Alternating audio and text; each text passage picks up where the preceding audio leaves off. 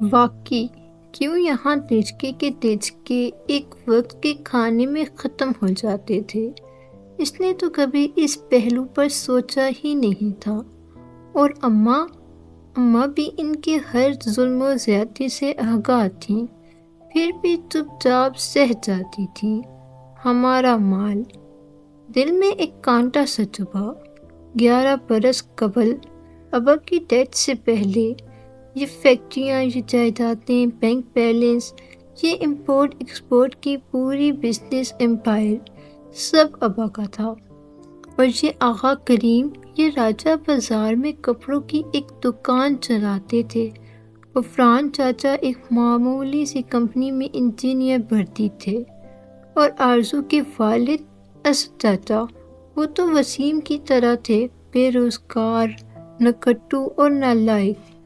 پھر کیسے ابا کے چہلم کے بعد وہ اپنے کرائے کے مکان خالی کر کے باری باری یہاں آن لیے۔ یہ آغا ابراہیم کا گھر، آغا ہاؤس، 3 منزلہ عالیشان محل نما کوٹھی تھی۔ نچلی منزل پر آغا جان کی فیملی نے بسیرا جمایا، بھلائی پر فضا چاچی نے، اور سب سے اوپری منزل پر اسد چاچا کی فیملی کا قبضہ تھا۔ وہ چند دن کے لیے آئے تھے، مگر پھر وہ چند دن کبھی ختم نہ ہوئے۔ بات بے بات جگہ کی کمی کا رویا جاتا، یہاں تک کہ ماسٹر بیڈ روم سے مسرت اور محمل کو نکال کے اسٹور روم میں شفٹ کر دیا گیا۔ وہ اس وقت چھوٹی تھی، شاید 9-10 سال کی، مگر جیسے جیسے شعور کی منزلیں طے کی تو اندر ہی اندر لاوا پکتا رہا۔ اب تو عرصہ ہوا دینا چھوڑ دیا تھا۔ گھر کے مردوں کے سامنے تو وہ خیر زبان بند ہی رکھتی تھی، مگر تائی چاچیوں سے برابر کا مقابلہ کرتی، اور کزنز تو کسی کھاتے میں ہی نہیں تھے۔ لیکن اس زبان چلانے کے باعث اس پر سختیاں بڑھتی گئیں۔ وہ محض زبان سے جواب دے سکتی تھی، مگر تائی اماں وغیرہ دوسرے حربے بھی استعمال کرتے۔ جب اس نے اپنی ذاتی جیب خرچ کے لیے اپنی دوست کے والد کی اکیڈمی میں ٹیوشنز دینا شروع کی تھی، اس کو گھر واپسی میں دیر ہو جاتی اور یقیناً یا قصداً اس کے لیے دوپہر کا کھانا نہ رکھا جاتا۔ ایک دفعہ اماں ایک روٹی اور سالن کی پلیٹ بچا کر کمرے میں رہ گئیں، مگر مہتاب تائی کی نظر پڑ گئی اور گھر میں بھونچال آ گیا۔ وہ باتیں سنائی مسرت کو، ایسے چوری کے الزامات و القابات سے نوازا کہ مسرت بھی کبھی اس کے لیے کچھ نہ بچا سکی۔ تائی یہ سب اس کے لیے کرتی تھیں تاکہ وہ ٹیوشنز چھوڑ دے۔ جو 1500 روپے اسے ٹیوشن کا ملتا ہے وہ نہ ملا کرے، اور ٹیوشنز کی اجازت بھی تو اسے کتنی منتوں سے ملی تھی، جب سب کے سامنے ہی اس نے پوچھا تھا۔ شروع میں تو سب ہی اکڑ گئے، لیکن اس کا فقرہ کہ ٹھیک ہے میری پاکٹ منی نکالیے، لیکن وہ اتنی ہی ہو جتنی سدرا اور مہرین آپی کو ملتی ہے، کیونکہ اگر مجھے پاکٹ منی نہ ملی تو میں سدرا اور مہرین کے ہر اچھے اور مہنگے جوڑے کو آگ لگا دوں گی۔ اور وہ پہلی دفعہ اتنی جنونی ہو کر بولی تھی کہ مزید 10 منٹ کے بحث کے بعد اسے اجازت مل ہی گئی تھی۔ اور ابھی جو اماں نے یاد دلا دیا کہ وہ لوگ ان کا مال کھاتے ہیں، تو وہ یہ سوچے بغیر نہ رہ سکی کہ کچھ ایسا ضرور ہے کہ آغا جان اس لڑکی سے خائف ہیں۔ اگر کبھی وہ اپنا حصہ مانگنے کے لیے کھڑی ہو جائے تو کیا ان کا کیس اتنا کمزور ہے کہ وہ عدالت سے اپنے حق میں فیصلہ نہ کروا سکیں گے، اور انہیں ہر چیز محمل کے حوالے کرنی پڑے گی؟ اور کیا لڑکی اتنی باہمت ہے ان سب کو، ان شطرنج کے اتنے ماہر اور چال باز کھلاڑیوں کو اپنی انگلیوں پر نچا سکے؟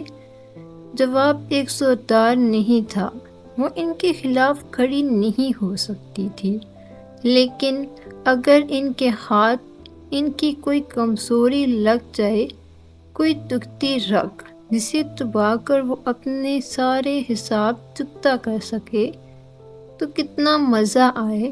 مگر ایسی کیا دکھتی رگ ہو سکتی تھی ان کی؟ بات سنو، مہتاب تائی نے پھر سے کچن میں جھانکا۔ وہ اپنے خیالات کی بہکی روح سے چونکی۔ فواد کہہ رہا ہے میٹھی میں چاکلیٹ سوفلے ہونا چاہیے۔ یوں کرو، ابھی ساتھ ساتھ شروع کر دو، اور ہاں، کوئی کمی نہیں ہونی چاہیے۔ بہت عرصے بعد میرے بیٹے نے کسی خاص میٹھے کی فرمائش کی ہے، اور بہت مان و فخر اور تنبیہ بھرے انداز میں کہہ کر وہ پلٹ گئی، اور محمل کے ذہن کی بھٹکی روح اسی ایک نقطے پر منجمد ہو گئی۔ میرا بیٹا، میرا بیٹا۔ تو آغا جان اور مہتاب تائی کی کمزوری، دکھتی رگ اور تڑپ کا پتہ، سب کچھ فواد ہی تھا۔ اور اگر دکھتی رگ اس کی انگلی تلے آ جائے تو؟ محمل، یہ آلو کاٹ دو، میرا خیال ہے آلو انڈے کا سالن بنا لیتے ہیں، سب شوق سے کھاتے ہیں۔ وہ سوچ میں گم ان کے قریب آئی اور آلو چھیلنے لگی۔ مسرت نے بریانی کا مسالہ بنایا، قیمہ مٹر بھی پکنے کے قریب تھا۔ محمل نے شامی کباب تلے اور آلو انڈے کا سالن، سلاد، رائتہ سب بنا چکی، تو مسرت روٹی بنانے لگی۔ فواد کے لیے سوفلے بنا کر فریج میں رکھ دیا تھا نا؟ جی اماں، آپ فکر ہی نہ کریں، وہ مسکرا کر بولی۔ اسے شام لان میں فواد کا خود کو چونک کر دیکھنا اور لمحے بھر کو مبہوت ہونا یاد آیا تھا، جو گھرتی خاندان کی ساری لڑکیاں کرتی تھیں۔ محمل کو نہیں دہرانی تھی، اسے اپنی اہمیت نہیں گنوانی تھی۔ اس نے فیصلہ کر لیا۔ ذرا دیر کو وہ ہاتھ روک کر مسرت سے نظر بچا کر باہر لاؤنج میں گئی، جہاں تمام لڑکیاں اس وقت ٹی وی دیکھ رہی تھیں۔ آرزو اسی چست لباس میں ٹانگ پر ٹانگ رکھے بیٹھی تھی۔ فواد کی بہنیں سدرا اور مہرین بھی پاس ہی تھیں۔ سدرا 24 برس کی بہت عام شکل کی لڑکی تھی۔ اسی کمی کو پورا کرنے کے لیے خوب سارا میک اپ اور جیولری گھر میں بھی زیب تن کیے رکھتی تھی۔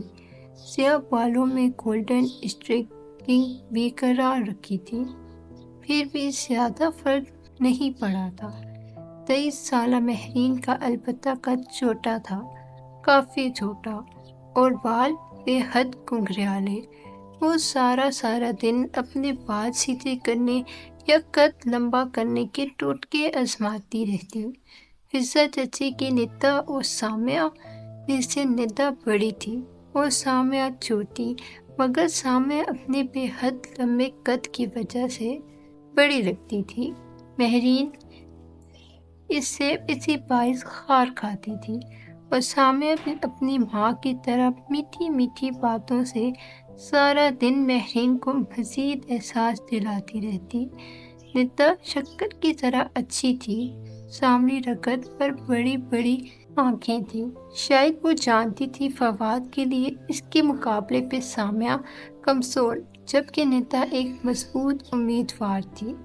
فواد کی بہنیں سدرا اور مہرین تو BA کر کے ہی پڑھائی چھوڑ چکی تھی، جبکہ 22 سالہ سامیہ، 23 سالہ ندا BA کرنے کالج اور 19 سالہ آرزو ماسٹرز کے لیے یونیورسٹی جاتی تھی۔ آرزو مر کے پاس ہونے والوں میں سے تھی، اور اس کی یونیورسٹی پہنچ جانے کی وجہ آغا جان کی سفارشیں تھیں۔ یہ سفارشیں سدرا اور مہرین کے وقت بھی کام آ جاتی، اگرچہ انہیں پڑھنے کا رتی بھر بھی شوق ہوتا۔ بات سنیں، اس نے بظاہر اجلت میں سب کو مخاطب کیا۔ رات کھانے کے لیے سوفلے بنانا ہے، آپ لوگوں میں سے کوئی ہیلپ کرائے گا؟ نہیں، آرزو نے ریموٹ سے چینل بدلتے اسے دیکھنا گوارا نہیں کیا۔ ندا اپنے ناخنوں پر کیوٹکس رگڑ رہی تھی۔ لمبی سی سامعہ فوراً فون کی طرف متوجہ ہو گئی۔ بحرین نے چہرے کے آگے رسالہ کر لیا اور سدرا سے اسی وقت ٹی وی دیکھنے لگی۔ چلیں فائن۔ وہ واپس کچن میں آ گئی۔ ڈائننگ ہال میں روز کی طرح کھانا کھایا گیا۔ محمل ہمیشہ کی طرح سب سے آخری کرسی پر بیٹھی تھی۔ آغا جان کی سربراہی کرسی کے بالکل سیدھ میں تھی۔ مسرت ادھر ادھر چیزیں پکڑاتی پھر رہی تھی۔ میٹھا لے آؤ۔ کھانا ختم کر کے مہتاب تائی نے محمل کو اشارہ کر کے کہا۔ مسرت ابھی جھوٹے برتن اٹھا کر کچن میں گئی تھی۔ میٹھا تو آج بنا ہی نہیں۔ وہ بہت اطمینان سے بآواز بلند بولی تھی۔ تو سب چونک کر اسے دیکھنے لگے، مگر فواد نے الجھ کر ماں کو دیکھا۔ میں نے کہا تھا کہ چاکلیٹ سوفلے بنانا ہے۔ محمل، یہ کیا بدتمیزی ہے؟ تائی اماں نے گھر کا بدتمیزی؟ فواد بھائی، آپ یہ کھانے کی ڈشز گنیں۔ بریانی، مٹر، قیمہ عربی، گوشت آلو کباب، سلاد، رائتہ، ذرا گن کر دیکھیں۔ یہ سب اماں نے اکیلے بنایا ہے۔ میرے ایگزامز ہو رہے ہیں، میرے پاس وقت نہیں تھا کہ بناتی۔ آپ کی ان بہنوں سے کہا بھی کہ فواد کے لیے سوفلے بنانا ہے، ہیلپ کرواتے، مگر سب نے انکار کر دیا۔ اب اتنا سارا کام کرنا اور اوپر سے میٹھا بنانا ہمارے بس سے باہر تھا۔ سوری، میں کل بنا دوں گی۔ یا میری ماں کی تکن سے بڑھ کر آپ کے لیے ٹیسٹ ضروری ہے تو میں انہیں کہہ دیتی ہوں۔ اماں، اس نے آواز لگائی، اور جہاں لڑکیاں بے چینی سے پہلو بدل رہی تھیں اور مہتاب تائی کچھ سختی سے کہنے ہی لگی تھی کہ وہ کہہ اٹھا، نہیں، اٹس اوکے، میں نے خیال نہیں کیا کہ تمہارے ایگزامز ہو رہے ہیں۔ اور ممی، اس نے اپنی ماں کو تنبیہی نظر سے دیکھا۔ کچن کا کام صرف محمل اور مسرت چچی کی ذمہ داری نہیں ہے، اب ساری نوابزادیوں کو بھی کہا کریں۔ ہاتھ تو بٹا سکتی ہیں یہ؟ ہاں تو کرتی ہیں۔ ہاں ٹھیک ہے۔ آغا جان نے نیپکن سے ہاتھ صاف کرتے ہوئے بات کو ختم کرنا چاہا۔ جوان بیٹا جو ان سے اونچا تھا، اس کی بات کے آگے انہیں اپنی بات کمزور لگ رہی تھی۔ مہتاب تائی پہلو بدل کے رہ گئی۔ شرمندہ نائمہ چاچی زیر لب کچھ بڑبڑائی، اور تو اور فضہ چاچی بھی خاموش سی ہو گئی تھی۔ لڑکیاں الگ شرمندہ۔ وہ اطمینان سے فواد کے اٹھنے سے قبل ہی اٹھ گئی۔ مسرت کو برتن اٹھاتے پہلے تو علم بھی نہ ہو سکا کہ کیا ہوا ہے، اور جب ہوا تو معافی تلافی کرنے لگی۔ اندر آ کے محمل کو بھی ڈانٹا، مگر پرواہ کیے بغیر کتابوں میں سر دیے بیٹھی رہی۔ فواد کے اٹھنے کے بعد یقیناً تائی نے بہت سنائی تھی، مگر فواد کے الفاظ کا اثر زائل نہیں کر سکتی تھیں۔ اس کے گھر میں ایک مضبوط حیثیت تھی، جو بہت سی خواتین رات کو کرتے ہوئے سوئی تھیں۔ صبح کالج بس کے لیے وہ اسٹاپ پہ رکھے بینچ پر آئی تو ذہن ابھی تک ادھر ہی الجھا ہوا تھا۔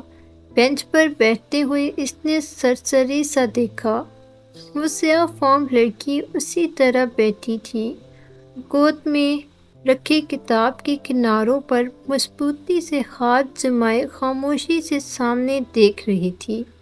وہ جمائی روکتی بیٹھ گئی اور بے دلی سے بس کا انتظار کرنے لگی۔ اس نے وہی کل والا اجرک کا کرتا جینس کے اوپر پہن رکھا تھا اور بال اونچی پونی میں بندھے ہوئے تھے۔ سوچ وہی فواد کے گرد گھوم رہی تھی۔ صبح وہ جلدی نکلتی تھی تب تک وہ نیچے نہیں آیا ہوتا۔ اس کا کمرہ دوسری منزل پر جو تھا تو غفران چچا فضل چچا کی آواز کہا، مگر وہ کنارے والا کمرہ فواد کا پسندیدہ تھا، سو وہ اس کو عرصہ پہلے الاٹ کر دیا گیا۔ فضل چاچی کی 2 بیٹیاں اور ایک بیٹا حسن ہی تھا، سو وہ کمرہ ان کی ضرورت سے زائد ہی تھا، اور یہ تو محمل کا دل ہی جانتا تھا کہ وہ کمرہ تو ابا نے بنوایا ہی اس کے لیے تھا۔ مگر سیاہ فام لڑکی اسی خاموشی سے سامنے دیکھ رہی تھی۔ وہ بور ہونے لگی تو ادھر ادھر گردن گھمائی۔ سیاہ کتاب دیکھ کر کل کا واقعہ یاد آیا۔ یہ کتاب کب ملی تھی آپ کو؟ بغیر تمہید کے اچانک سوال۔ اس لڑکی نے اطمینان سے گردن اس کی طرف موڑی۔ 2 سال پہلے۔ یہ کسی نے آپ کے لیے خصوصاً چھوڑی تھی؟ ہے کوئی؟ وہ ذرا سا مسکرائی۔ موٹی آنکھوں کی چمک اور بڑھ گئی۔ آپ کو اچھا لگتا ہے؟ اس نے غور سے اس چمک کو دیکھا۔ بہت زیادہ۔ آپ اسے کافی جانتی تھی؟ میرا مطلب ہے یہ تو صدیوں پرانی کتاب ہے۔ بس میں جانتی ہوں۔ اور یہ کتاب یہ آپ کو آپ کا ماضی، حال، مستقبل کیسے دکھاتی ہے؟ اس میں سب لکھا ہے، گزرے واقعات اور جو میرے ساتھ پیش آنے والا ہے۔ جو میرے ساتھ پیش آنے والا ہے اور مجھے ایسے موقع پر کیا کرنا ہے، سب لکھا ہے۔ محمل کا دل زور سے دھڑکا۔ وہ سیاہ فام لڑکی اسے بہت عجیب بات بتا رہی تھی۔ جانے کیسی پراسرار بیت بھری کتاب تھی۔ وہ آپ کو اس سے کتنا فائدہ ہوتا ہے؟ جتنا تمہاری سوچ سے بھی زیادہ۔ تمہاری سوچ سے بھی اوپر۔ تو آپ کے تم مزے ہوں گے۔ آپ اس کو پڑھ کر سب جان جاتی ہوں گی۔ مگر اس میں کچھ عمل ہیں، پہلے وہ پرفارم کرنے کے لیے کرنے ہوتے ہیں، پھر ہر چیز ویسی ہی ہوتی ہے جیسے اس میں لکھا آتا ہے۔ عمل، عملیات۔ وہ چونکی، اندر کوئی الارم سا بجا۔ یہ تو سفلی کی ماہر بیٹھی ہے، اسے تھوڑا احتساس برتنا چاہیے۔ ہاں، سیاہ فام لڑکی مسکرائی۔ یہ جو وہ عملیات کر لے، وہ اس کتاب کے ذریعے دنیا پر راج کرتا ہے۔ سب لوگ اس کی مٹھی میں آ جاتے ہیں اور ہر شے کے لیے تسخیر ہو جاتی ہے۔ صرف میں نہیں، اگر تم بھی اس کتاب کا خاص عمل سیکھو تو تمہیں اس کے الفاظ میں اپنا ماضی، حال اور مستقبل نظر آنے لگے گا۔